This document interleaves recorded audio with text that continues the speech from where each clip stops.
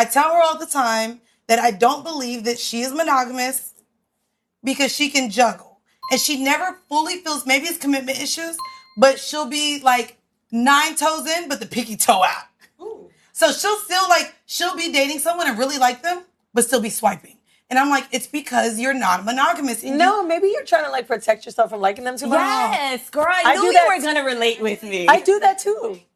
Bro, the second I'm obsessed with somebody, I'm like, okay. But you are. What can I do to I gotta like fuck another nigga or like go on a date? You gotta get it out. You gotta get it off. When you really like a guy, you have to fuck another guy to what? I need the explanation. No, I don't. What do you do when you like them too much? How do you like them less? By liking more men at the same time, by liking 3 of them, by going out with 3 of them, by having 3 men spend on you. See which one likes you the best. How about you be the one in charge for a while and the one that is the prize? See who likes you the most. See who responds faster. See who does the most for you. Date other men. Stop looking at one and liking them more than they like you. That's called being a pygmisha. Don't do it. Okay, so start dating 3 other guys or 2 other guys and see which one likes you more, is going to spend more, going to do more. Maybe you'll like him a little less when you see if a man likes you a little bit more. You understand? You're going to be like, why he don't do this for me? Why this other one like me more? Maybe I should like him a little bit, you know? You're going to understand because you're doing too much and you're too available to that man. He doesn't appreciate you and you like him too much and he doesn't like you the same. He's supposed to like you more, man. Way more than you like him. Otherwise, it's an imbalance. This female celebrity said if she starts falling for a man, she will go sleep with some other man to protect herself. Today, we're looking at yet another women talking podcast where modern women continue to reveal their true nature. It's quite an interesting expose, so stay with me to the end of the video and you will see how exactly this connects to the failure of modern relationships and why more men are walking away. This is Shattered Families, where we break down relationships as they really are.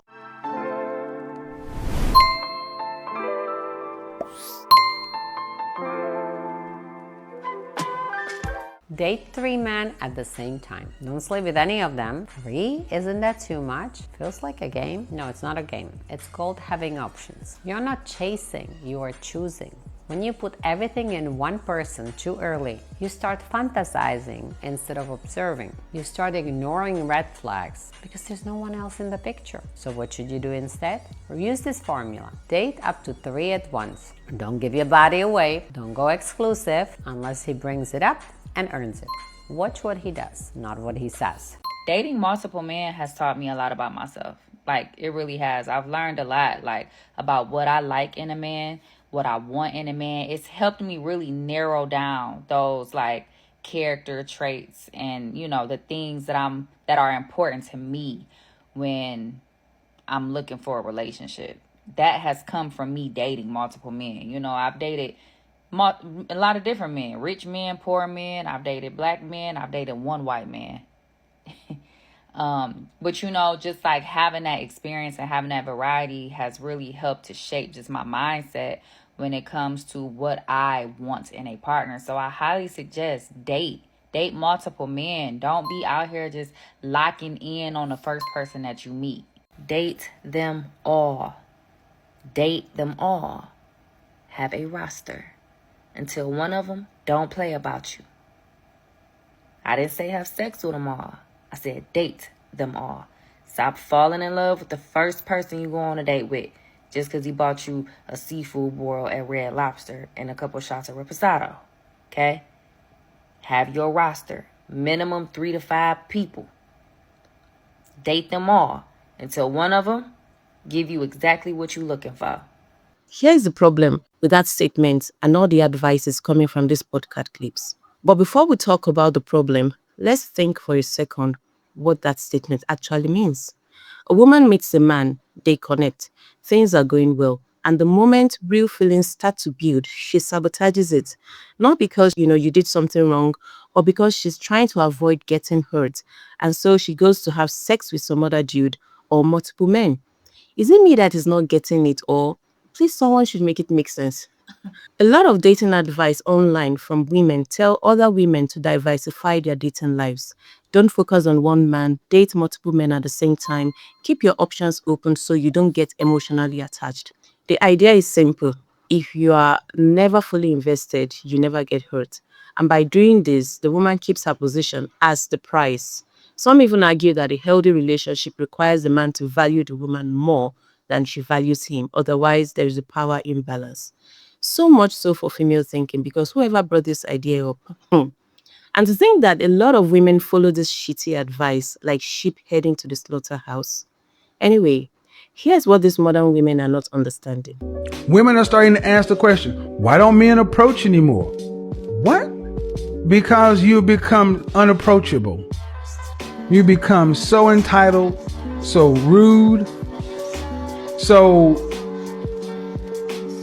you think you're better than men. You think a man needs to come out and prove something to you when it's you that needs to be proving to him that you're wife ready. I'm at the point in my life where I don't care about women. And I'm not saying this like, oh, screw them. No, that's not the context of what I'm saying. God bless women. You know, they're very important. But what I'm trying to say is a lot of men depend on a woman's validation and acceptance to feel good about themselves as men. And that used to be me. But then I realized how dumb that is. Like, you got to get that from yourself by putting in work every single day and trying to get past your struggles. And now that I've accepted this and I've done this for a couple of years now, it completely has detached the need to have woman in my life. You know, like trying to go out on dates and meet new, like it doesn't matter to me anymore. I'm detached from it. I'm very focused on my life, and I'm not against, like, if I meet someone in public and we hit it off, that's cool. But if not, I'm not tripping about it. I'm cool. And people might think I'm weird. People are like, oh, I bet you talk to girls and this and that. I'm like, no, bro, my phone's dry and I like it like that. Like, I'm focused on my business. I'm focused on being the best I can be, getting closer to God. If I meet someone, I meet someone. But like I said, I think that's the key, is just being detached and just live your life. And eventually, I think you attract the right people for you. And if not, then that's out of my control. So yeah, that's how I feel in regards to women, at least me interacting with them. I don't necessarily need it anymore. And I think women should feel the same way about men. But that's just me. Now, if you have listened to this point and you're new here, make sure you subscribe to the channel right now, because we break down stories like this and connect them to the bigger questions men are asking about relationships today. Men are no longer investing in relationships with women, more so women who move like this, because what's being called strategy is a lack of commitment. The woman thinks she's the one in control and that she's playing the field, but in reality, she's the one getting played, because men can tell when a woman is dealing with multiple men. And most men are not going to take that seriously long term. So what happens? Short-term attention, but no long-term commitment. And over time, this lifestyle creates a bigger problem. When you as a woman keep cycling through men, you don't build real connection, you don't build trust. And without that, relationships don't last. In trying to protect yourself as a woman, you're actually making it harder to build something real with a man in the long run. So currently at the moment, I am dating 3 different men. And when I say all of these men bring value into my life in different ways, I really urge other women to experiment and date different men at the same time. Now, they all have different purposes. One is an amazing provider. He literally provides everything that I need. If I call him up right now and say, hey, I need this, or my kids need this man is willing to jump to come help me. But the thing is, he kind of lacks my interest in adult time.